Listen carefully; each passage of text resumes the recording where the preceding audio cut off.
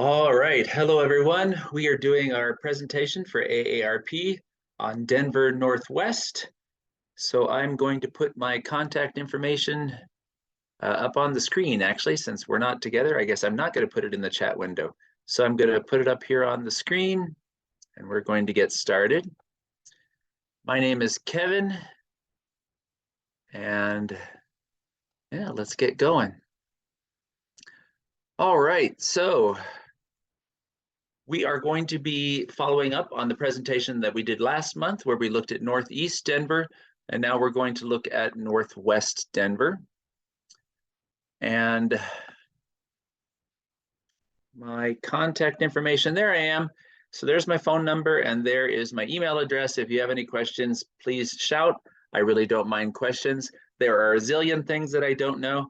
And if you ask one of those, I will find the person who knows the answer, or I'll find the answer and I'll get it back to you. So yeah, we're good to go. All right, so last month we talked about the northeastern section of Denver, and we are following up this month with looking at the northwestern part of Denver. So the division in the map that I made just when I decided to write this all those years ago was to use Broadway, which makes sense. Broadway is the dividing line west to east in the metro area. It is the 0 block. And our original street, Grand Avenue, as it was once called, Colfax. So here, if you look at the map that I took from the mighty Google, giver of all informational blessings, you're going to see the northwest quadrant there in the picture, nice and small. So Colfax to Broadway, I'm going to bring up the map for the neighborhoods of Denver. So here you see that it is really a boundary only in a couple places. Auraria to Lincoln Park, the Central Business District down to the Golden Triangle. It really doesn't make up, these areas don't make up a nice clean boundary in these areas, but that's all right, c'est la vie. So the question I thought I would address in here is, why such a little quadrant of the city? Why is there so little Denver Northwest? We did Denver Northeast, and there's a larger section there. That's kind of because the airport adds a lot of space, but even if you ignore the airport, you've got what used to be Stapleton Airport, Montbello, Green Valley Ranch, all the way out there. And if you just look at this map, you're going to see that there's way more in the other directions. Well, there's a pretty easy reason to explain this, or two things, I guess I should say. Denver was founded in 1858, and it was located in downtown, that area, what is today downtown Denver. And it did begin to expand a little bit from there. Actually, let me bring up this next map. No, I'll hold on that map. It did begin to expand. The neighborhoods that you see right here in the upper left-hand side, you see where it says Highland, and you see where it says West Highland. So the area that is Highland, Sunnyside, that area would come into Denver a little bit over time, the rest of the 1800s. But by the time Denver began its more aggressive annexation period in the post-war era, the areas to the north and northwest and due west of this area would have already been well occupied. Up near Regis University, you've got Lakeside, Mountain View, Wheat Ridge, all of those cities, Edgewater, all on the west side of that area in there. They already existed, so we weren't going to absorb them. And historically, Denver has often put kind of unsavory, industrial, smelly type things at its northern edge. And this was conscious. This was consciously done. First of all, up near Globeville, which was a separate city, and then later on became part of Denver. You had the train tracks, you put in the smelters up in there. And once you had the industry and you had the infrastructure, well, more heavy industry would come in. So that's where the meat rending plants and all these other things that kind of didn't smell too great were located more at the northern edge of Denver. Southern Adams County in this area often had the same types of industry in there. So Denver either didn't want to go expanding in this area because they were kind of smelly or industrial things there that wouldn't make for great annexations, or someone was already there. So that is why we have so little of the northwestern quadrant of the city based on the division that I made with Colfax and Broadway. So yeah, just a little bit of quick zoom on why it's so tiny. Okay, now how it all got started. So if you look at the map on the right-hand side, you're going to see that original division of downtown and the areas immediately around it. This map is not oriented as we would normally have it. If you look at the map, north is basically to the right-hand side. So you see the downtown Denver streets. You see the large squiggly line of the South Platte River, which divides us from another city, which William Larimer founded. That was the city of Highland. Highland was located on the bluff to the northwest of the river. Across Cherry Creek, which is that other squiggly line there, was a city that actually predated Denver by a few weeks, and that was the city of Auraria. So this is what that original cityscape would have looked like. Obviously, there were not all of these streets out there. They platted them out on paper, but the core of streets would have been all that existed. That being said, Highland was created as soon as Denver was. William Larimer did both of them. He crossed the river. There's this great little story about him fording the river to go to the other side and say, I'm going to make another city here, which he did. So this is what Denver started out with.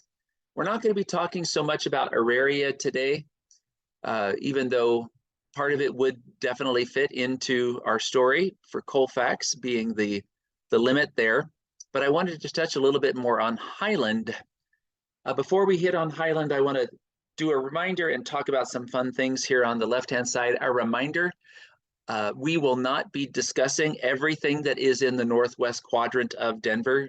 Absolutely not. We are going to miss so many things. So I apologize ahead of time if I miss something that you really, really like from that section. Just in 1 hour, too little time to cover everything. On the far left-hand side of the picture here, you have a compass rose. That compass rose is immediately south of the southeastern corner of the Brown Palace Hotel. And if you look below that, you're going to see that it lists downtown west and true west. The grid in downtown Denver is set up like this. It's all cattywampus from what we would consider to be a more standardized grid today. The rest of the city goes like that, but downtown, no, goes like this. And that was so that it could run perpendicular and parallel to Cherry Creek. So when standing in downtown Denver, what they call downtown west is actually northwest, which is why this compass rose shows you downtown west, aka northwest, and true west. So folks in downtown, they don't generally say, oh yeah, I'm at the such and such northeast, southwest corner, that sort of thing. They usually refer to it as east-west because that's downtown directions. Okay, just some fun thing in downtown there.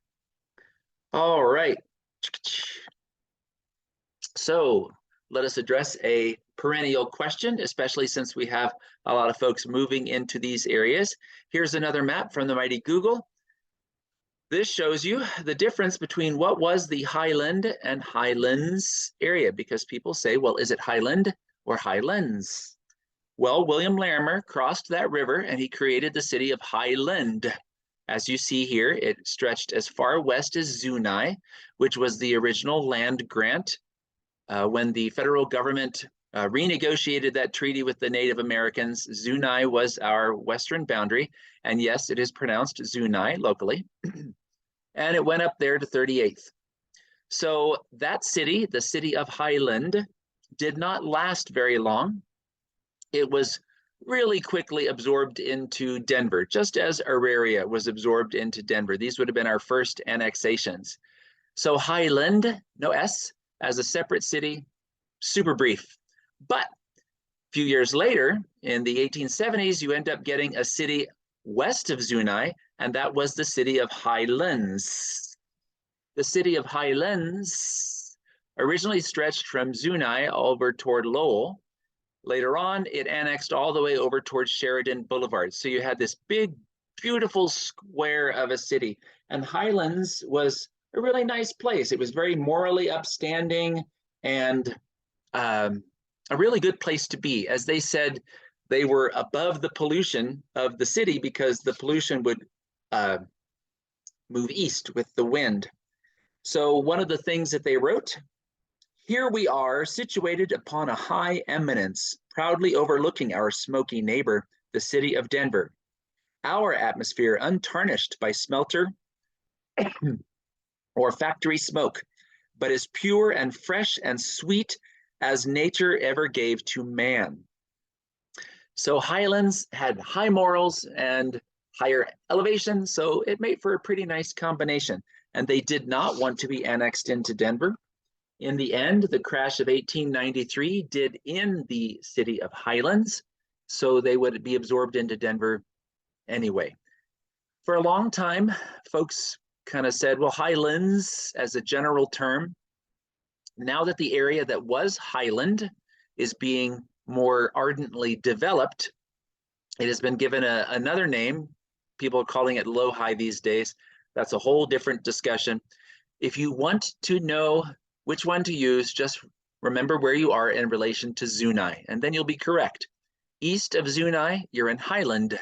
West of Zuni, you are in Highlands. It's like Wynkoop and Winecoop. Okay, so let's talk about having fun in the olden days in Denver. We made amusement parks.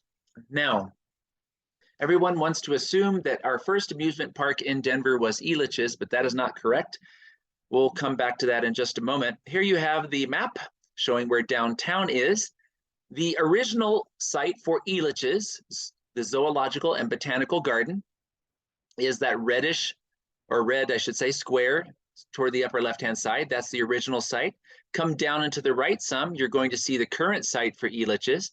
But look at those other yellow spots. Just up and to the left from downtown, you see Riverfront Park. That was Denver's first amusement park. If you go way, way in the upper left-hand corner, that's Lakeside, which came in 1908. That's in the city of Lakeside, which is a city.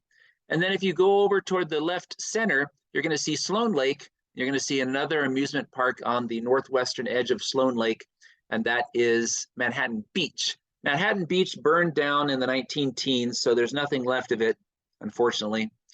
We still have Elitch's, of course, in its current site. Nothing left of Riverfront Park, and Lakeside is still with us. So these all sprang up in the northwestern quadrant of the city, or on its edge. Why? This was a really nice part of town to be. It was nice homes, well laid out streets, so it was a very beautiful part of town, the Northwest. So it made sense to put very pretty things there. As far as your brain, everyone loves a happy brain. Get up and get moving, and your brain might well do a happy dance. Moderate to vigorous activity, a few hours over the course of the week, and your brain may well say, huzzah! And we all like that, because who wants to have a no-no brain? I do not. Okay, so what came first? Well, the first amusement park in Denver was Riverfront Park, which was founded by John Brisbane Walker, a name we're going to come back to in a little bit. In 1887, it was located between 15th and 19th on the eastern edge of the South Platte River. So today, there's nothing left except the name. You see the upper left-hand side there, that's a picture of sort of the main building. It was a bit of a castle. You had exhibitions in there and places to eat and such. The amusement park was large. It had an arena. It had a place for chariot races or horse races. I mean, it was amazing. John Brisbane Walker was one of those people who said, well, I haven't done this before. And he tried it and he succeeded. And then he said, okay, well, that was great. Well, I haven't tried this before, so he'd try it and then it would succeed. He did have some failures, but by and large, he succeeded. In the lower right-hand side, you're going to see the old viaduct, the old 16th Street Viaduct. That's gone now. And to the left of that, you'll see the castle. Today, the only thing left of Riverfront Park as an amusement park is really only the name. So you see the the logo of that, the upper right-hand side. And here on the lower left-hand side, one of the bridges over the 16th Street, or for the continuation of the 16th Street Mall, that one over the South Platte River. So this one predates Elitch's by 3 years. And then we come to Elitch's itself. John and Mary Elitch, a really great story. They were quite admired in Denver. They had originally met out in California, moved to Denver, had restaurants in downtown Denver, ended up buying an orchard and some land in Northwest Denver, the intersection of 38th and Tennyson. That zoological and botanical garden would end up becoming what we know today as Elitch's.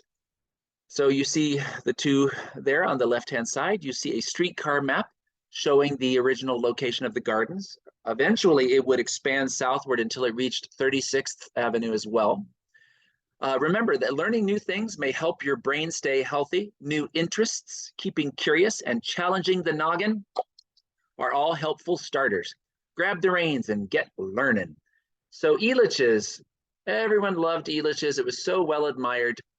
There's not a lot left. If you look at the upper left-hand corner of this picture, you're going to see the sign that admitted people in 38th and Tennyson. This was put in back in the 1950s. Unfortunately, they did not keep it. Just breaks my heart that they did not keep this amazing sign. That's gone. Almost everything else is gone. If you go up to the northwest quadrant of Denver and hunt up the original Elitch's, you will find 3 pieces left. In the lower left-hand side, you're going to see the original carousel shell is still there. The theater is still there. They had their grand reopening last summer, I believe it was. I have been in for tours. It's quite a nice place. And then in the upper middle of the screen, you're going to see that wonderful gazebo. That was the location, I am told, for many proposals over the years. So that gazebo is famous for the place where many a marriage has begun. These 3 pieces still left the original Elitch's. Otherwise, it is a housing and shopping area. So if you haven't explored recently, you might go look for those. If any of you think, hey, I want a good place to propose to my honey bunny, that gazebo is still there. So it might be just the place. You will be in the footsteps of many who have preceded you. And yay for love. Here is the modern Elitch's. I did not take this picture. This is from the folks at Elitch's. Look at that bright, sunny, colorful place. This is located along the South Platte River in an area that was a Superfund site. And the city of Denver worked with Elitch's to bring it to this location after Elitch's announced it was going to move there in the 1980s. They kept it in downtown Denver, which I think is great. There is a terrible travesty afoot in the moving of Elitch's to another site. We don't know where that's going to be. We do not know exactly when it's going to be, but it is supposed to happen. I'm super sad, but I'm not governor of Colorado yet, so what are you going to do? So Elitch's still in the northwest quadrant of the city for now. Okay, also in the northwest part of Denver, you have some enjoyable art. There are several fine little bits of art up there. One of them is called Confluent People. This was put in 2001 as part of the beautification process for the city by a gentleman, Emmanuel Martinez. So he says, as an educator and community activist, I have especially tried to help young people find ways to make their voices heard. So in his art, this is under the Spear Boulevard Bridge, just to the north of Elitch's.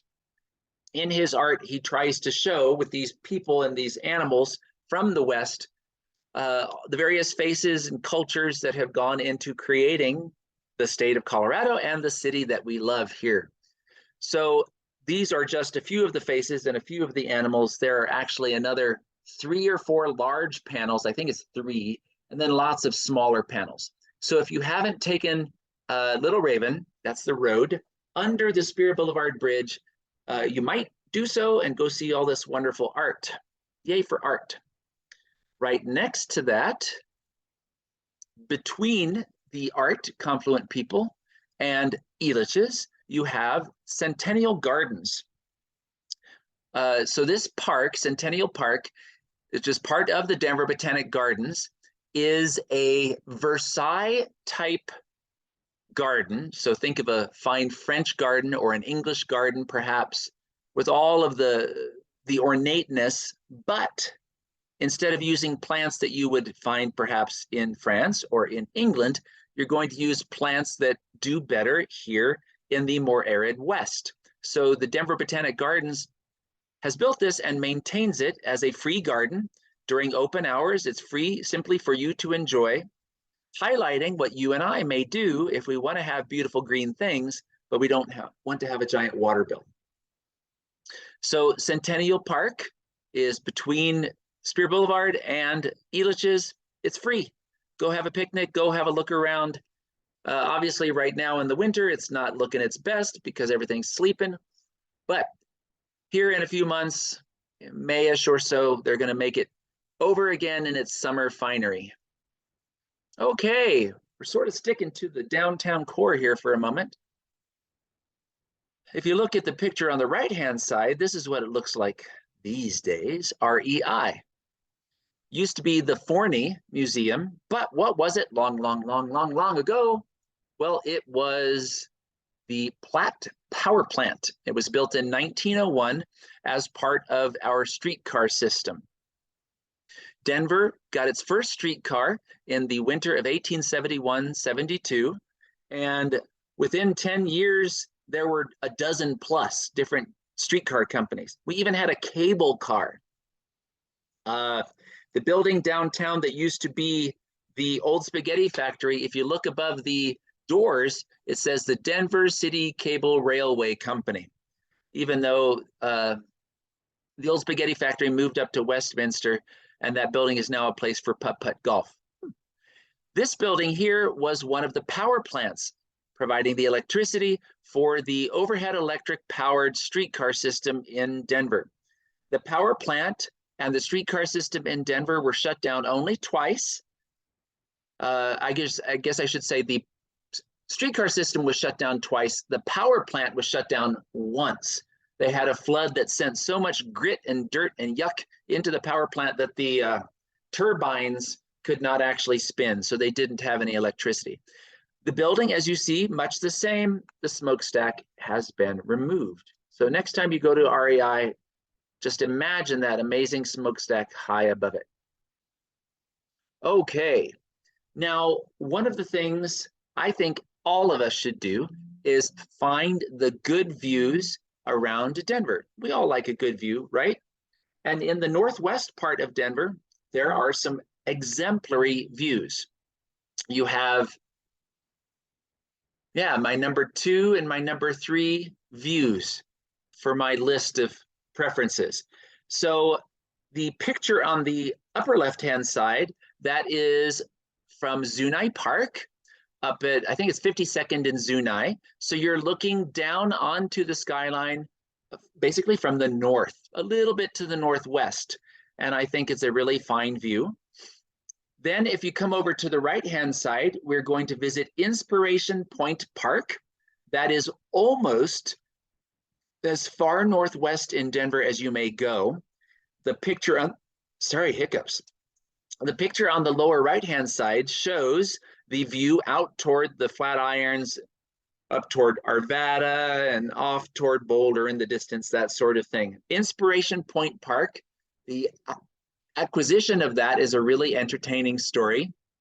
Robert Speer, my absolute favorite man in all of Colorado history, learned that the land was for sale.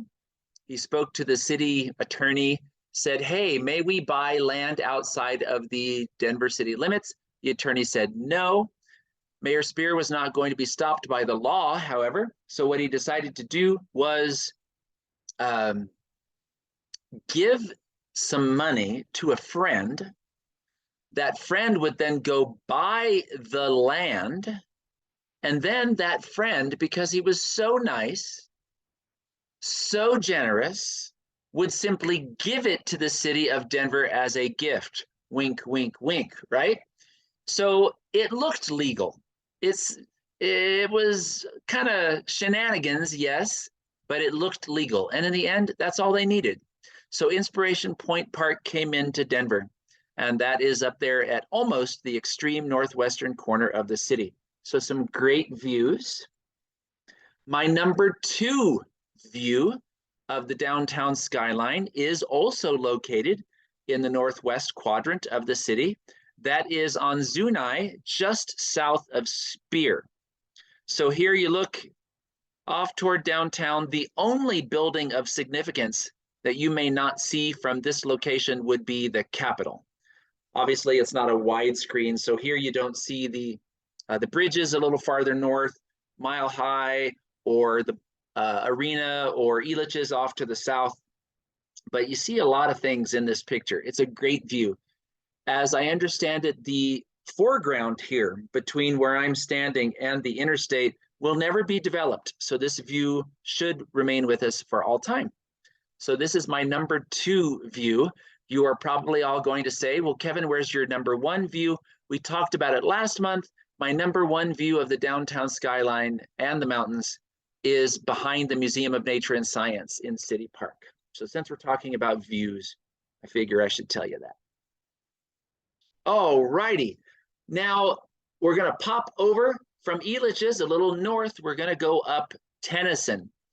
So this stretch of Tennyson between 38th and 44th, 46th, depending on where you want to count it, is really hot. This area has gone through some really paradigm shifts in the last few years. That's partly because, what was it, about 20 years ago or so, the city of Denver passed this big bond, which would create more than $1 million of money that would be invested in redoing Tennyson, fixing the sidewalks, improving the roadway and the lighting, and just making for a more vibrant area. So this section of Tennyson, especially between, about 39th and 41st, right in there, there's a lot going on in there. I was just up there this week doing some food stops because it's February, and of course you're going to go get some fudge, and of course you're going to go get a cherry pie. I mean, it's February. It's time to eat, which I guess is silly because I always love to eat. Also up in this part of the world, you have Cesar Chavez Park. That is the bust that you see there in the lower middle of the picture. So Cesar Chavez was a gentleman who was very much pushing for the Chicano rights movement to be built into the overall civil rights movements of the 1960s. This is a name that would have been well known at the time. He did a lot of his work in California, but in the end, he found an ally in Denver. There was a gentleman, Corky Gonzalez, which is a name you might recognize because we have a library in Denver named after Mr. Gonzalez. These two gentlemen ended up discussing the effort for the inclusion of Hispanics in the overall civil rights movement, and what they decided to do was have a convention in Denver.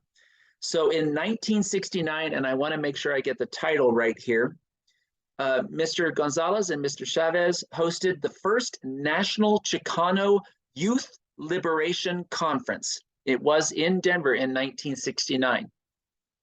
Now, one of the things they did say is, well, there were actually a lot of people who came to the conference from California. Maybe more of the conference was representing people of California, but that's not to say there weren't people from all over the country who came to it.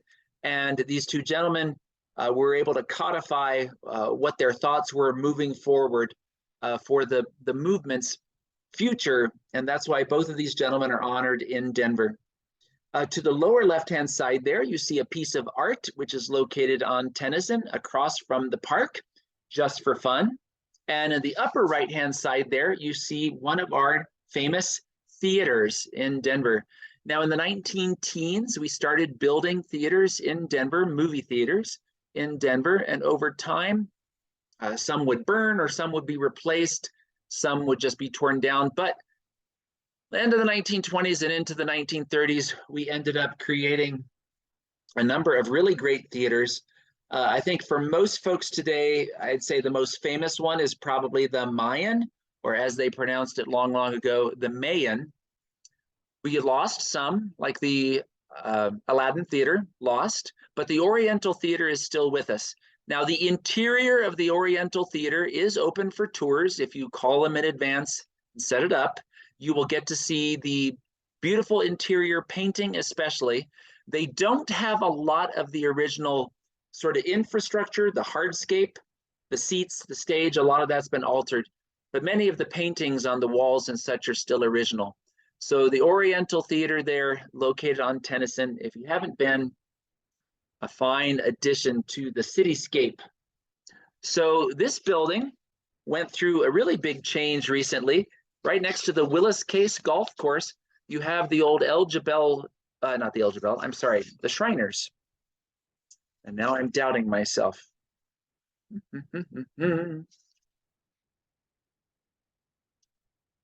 Sorry, too many things in my head.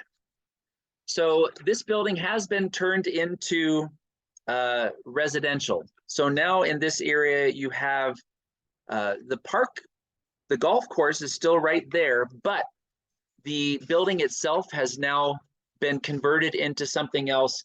And it's the Shriners. The El Jabel Shrine is downtown. So the Shriners are an international aid organization devoted to caring for children.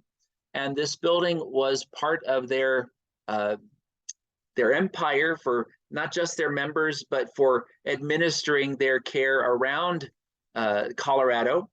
Unfortunately, things do change. And so what they ended up deciding to do was decommissioning this building and selling it.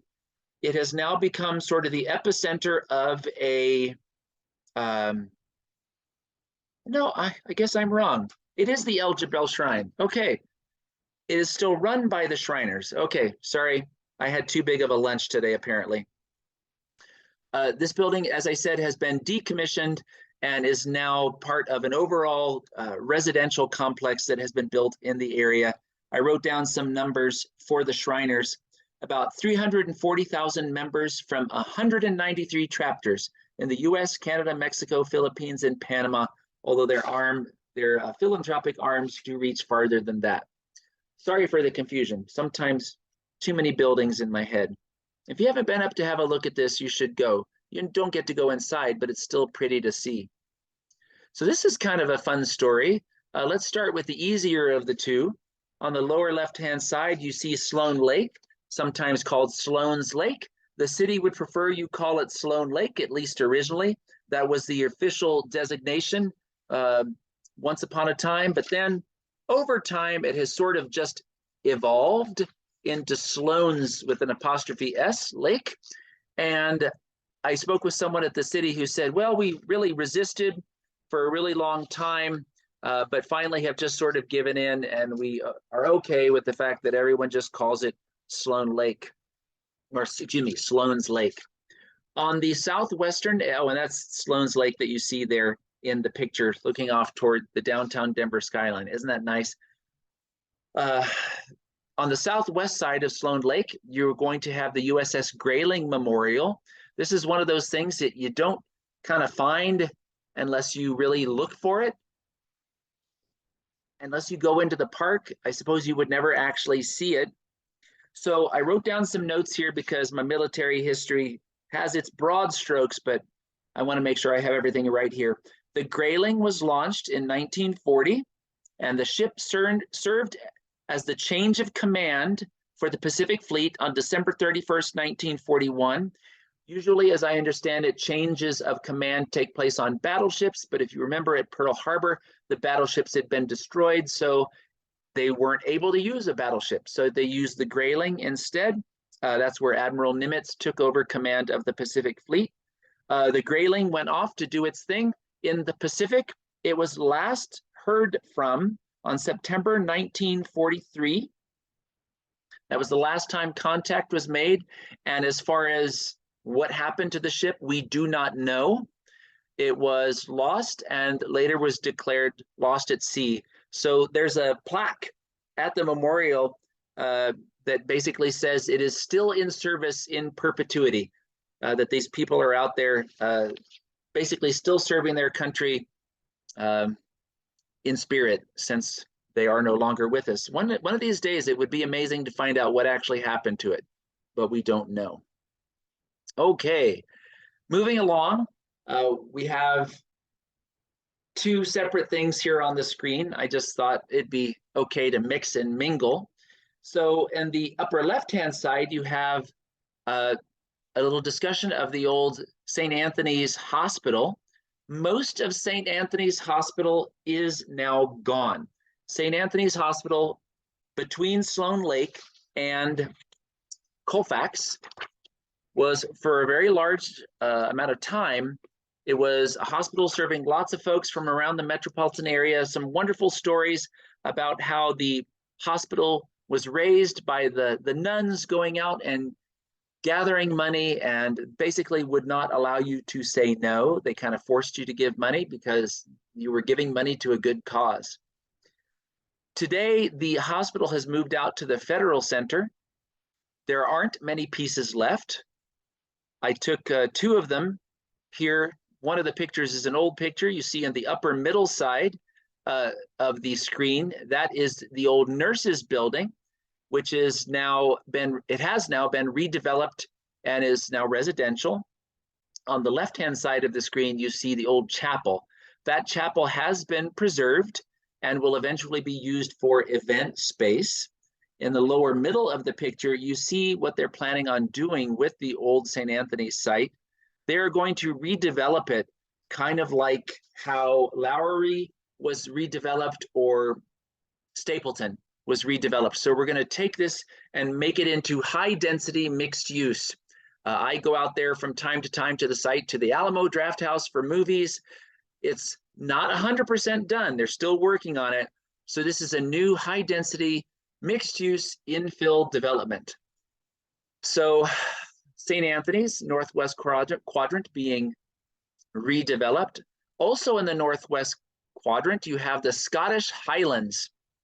I love this part of town, not because the buildings are all that amazing, but I like the names. So in the Scottish Highlands, which it's funny too, because if you look at the history, Denver has never really had a particularly giant Scottish population. But this area, they decided to name with streets from that part of the world. So you have Dunkeld, Fife, Argyll, Caithness, and Firth as the names of Scottish background there in the Scottish Highlands. It is a terrible area to drive if you happen to be on a really large tour bus, which I have been before. Not good. The streets are not good for that. But if you want to walk, bike, or drive your little car, the Scottish Highlands with its enjoyable names are a great place to tour. So just have a little dally around there and you'll enjoy yourself. Now, also in this part of the world, you have the place where the cheeseburger was invented. So there are a lot of people who claim the first of this and the first of that, and I'm not going to get into this to debate too much whether this was actually the first or not, but it's a legend that is ascribed to Denver, so I think it's kind of fun. So we might as well talk about it. The memorial that you see on the left-hand side there, and the picture that you see on the right-hand side. So this was where cheeseburgers were invented back in 1935. A gentleman, Mr. Louis Ballast, trademarked the name cheeseburger. He did this because other parts of the world were claiming that they had invented the cheeseburger, and he said, nope, here at the Humpty Dumpty, I was the first one to put this cheese on top of the burger and then melt it and then call it a cheeseburger. Wherever you come in for the debate, if you've ever enjoyed a cheeseburger, you might go here and enjoy a little bit of cheeseburger hallowed ground. For those of you who don't know where that is, it is 2776 Spear Boulevard. So you are between Zuni and Federal. On the north side, there's a bank there. I don't remember what kind of bank. It's kind of in the median between the road and the bank parking lot. So birthplace of the cheeseburger, 2776 Spear Boulevard. So get on down, get your cheeseburger going. All right, on and on and on and on and on we go. So this is Stoneman's Row. It's one of our historic districts in Denver. These beautiful houses came in the early 1890s, and they were the homes and showplaces for many of the wonderful stonemasons who came into Denver. There was a law passed in Denver saying all buildings had to be brick or stone, and that's great. Less fire danger. But if you have stone, maybe you want to hire someone to make the stone look a little nicer. So we ended up with a lot of stonemasons moving into Denver so that the rich could show off their work. Morrison is named after the fellow who founded it, George Morrison, who was himself a stonemason. So these beautiful houses here in Stoneman's Row on the south side of the street are all fine showpieces for that beautiful stonework. It is one block only, so it will not take you very long to enjoy. If you haven't been to Stoneman's Row, give it a go. All right, now, we talked earlier about how the downtown Denver streets were set kind of akimbo to the metro area as we know it today. Well, many people who've been in downtown Denver are familiar with the streets of downtown, Larimer, Lawrence, Arapahoe, Blake, Curtis, et cetera, et cetera, et cetera, et cetera. Well, a lot of folks don't realize that the downtown Denver grid does continue northwest of the interstate. The interstate, of course, was not there until we didn't start the interstate I-25 until 1958. So while we did have the Valley Highway a little bit earlier, it was a much smaller street, and the interstate came in and cut off these three streets that are on the northwest side. So many folks don't realize that we have Central, then Boulder, and then Erie. Erie is really tiny. It is a tiny, tiny street, goes maybe, I don't know, 2 blocks. But these are part of the downtown Denver grid. If you look at the picture at the upper left-hand side there, you're going to see the last link connecting the 16th Street Mall with the area that was the city of Highland once upon a time. That bridge goes over the interstate.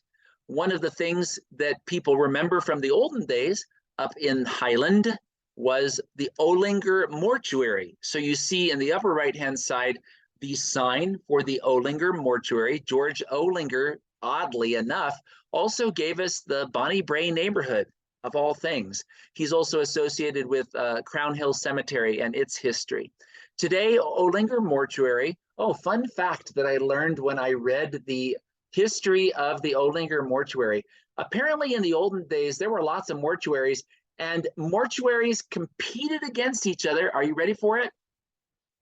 With barbershop quartets. Mortuaries had barbershop quartets, and they would compete against each other to see which mortuary had the best barbershop quartet. So Olinger had a barbershop quartet.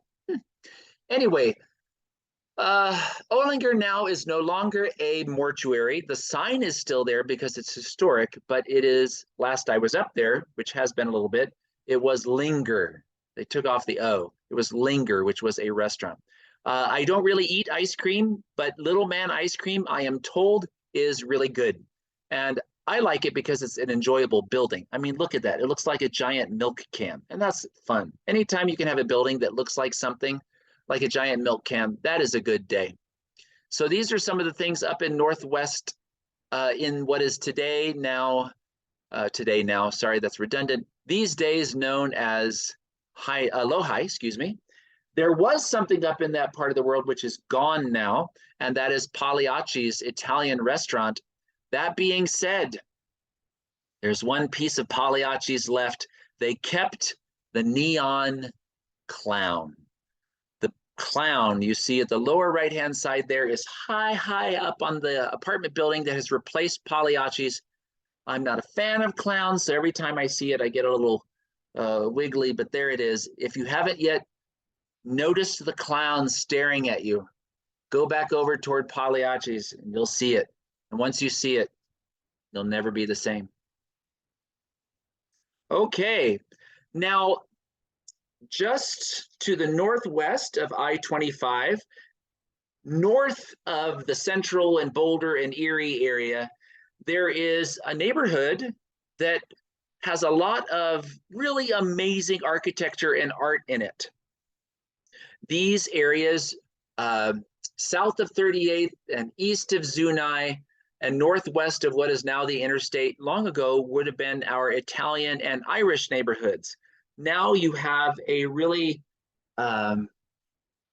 large Hispanic population in the area, and they have decided to take the sound barriers between the neighborhood and the interstate and turn it into a place for public art. I mean, why just have an empty wall? So what they've ended up doing is putting in, I think it's 12, let me look, nope, 10 murals called Neighborhood Epic.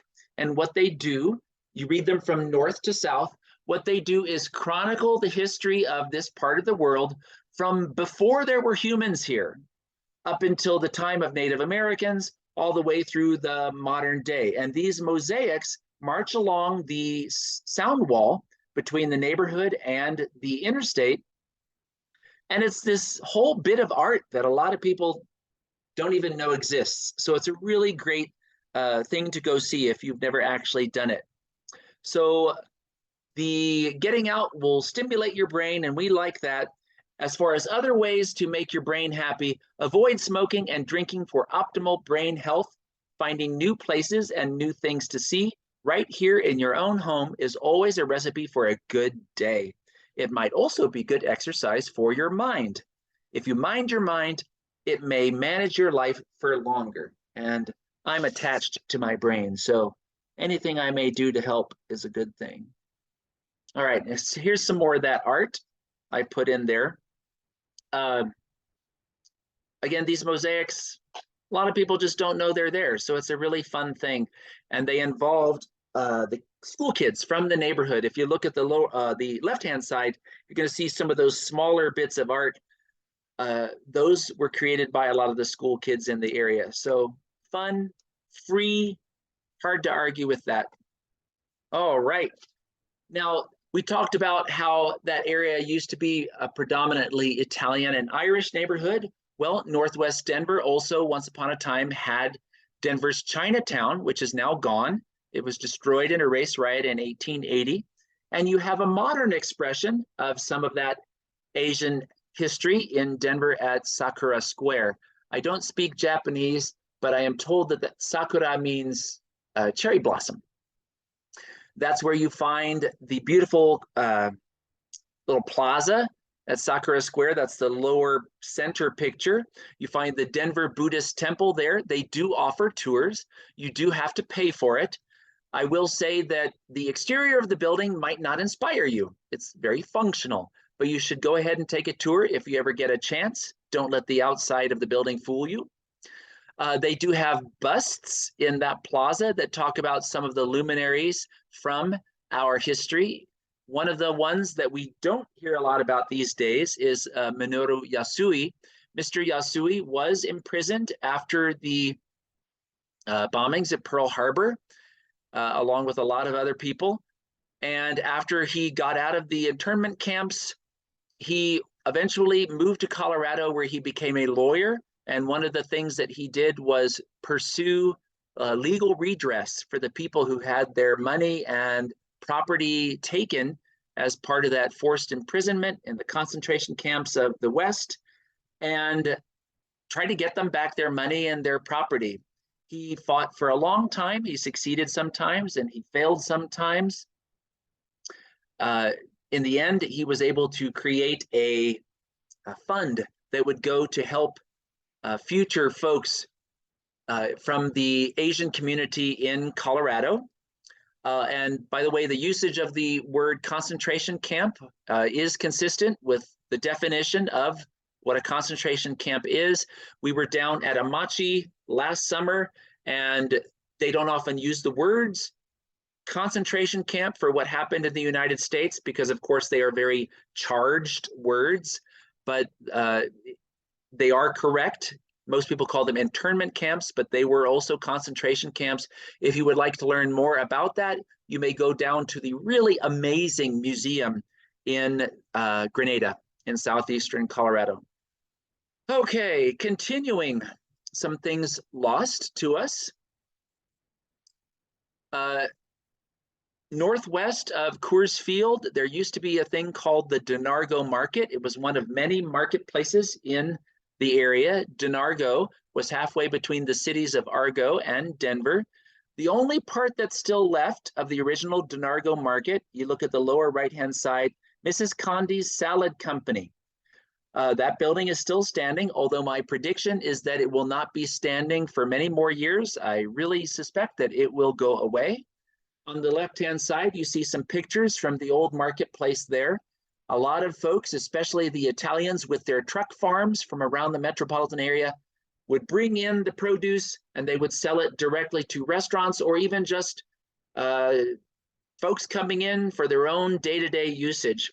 So my grandmother-in-law used to talk about going to the Donargo market and buying the produce that she needed for that day. So it was quite popular. The Donargo market area now is part of the overall redevelopment of the river corridor in Denver. It is, you could say, an extension of both the Ballpark neighborhood and the Rhino neighborhood. There's a lot of emotionally charged controversy with what's going on in the area.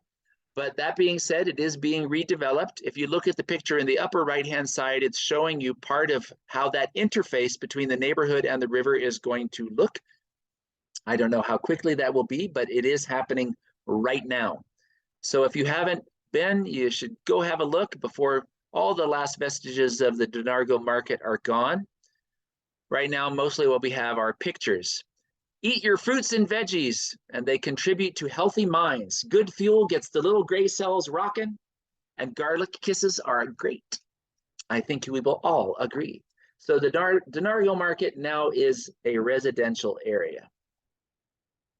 I mentioned a few minutes ago that the area south of 38th, east of Zuni, and northwest of what is now the interstate, northwest of the river, was once upon a time a predominantly Irish and Italian neighborhood. Not so much anymore, but the signs are there. On the lower right-hand side, you have St. Patrick's Church. Even though it looks very much like something from the southwestern United States, it was an Irish church. The design was deliberate because they wanted to use the prevalent styles of the southwestern United States. The upper left-hand side there, that's Mount Carmel Church. The original church burned, unfortunately, and this one was the one that replaced it. This one, I think, was finished in 1899, 1900, right in that part of the world. I have it in my notes, but that's right about where it was. In 1903, I believe it was, Father Lepore, one of the fellows who served the church from this building, was actually murdered in the building, and he is buried in the walls. If you look at the church picture, the lower left-hand side there, you're going to see that there is a sort of grayish rectangle. He is buried in that nook inside the wall. Also in the northwest part of Denver, this is one you all know about. I took this picture at Christmas, which is why it has that beautiful chandelier. This is the Brown Palace Hotel, opened in 1892. It is the second oldest hotel in the city of Denver after the Oxford Hotel, which opened in 1891.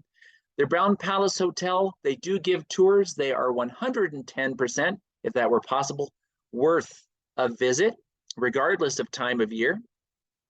If you have not yet taken tea there, you should. So much fun. The Brown Palace Hotel, lots of books out there about it, lots of tour opportunities. If you've never gone and stayed, it's a good place to stay as well. Quite elegant.